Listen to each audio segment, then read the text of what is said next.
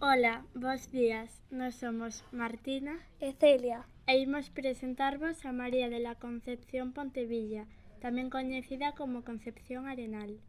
Naceu o 31 de xaneiro de 1820, na Rúa Real, Ferrol.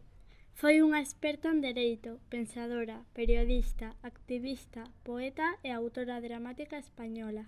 Ela quería ser avogada, para iso disfrazouse de home, cortouse o pelo, vestiuse de levita, capa e sombreiro de copa. Cando a descubriron, deixárona estudar na Facultade de Dereito despois de facerlle un exame para saber se estaba á altura. Ela era feminista, escribía libros falando dos dereitos da muller, como por exemplo La mujer del porvenir.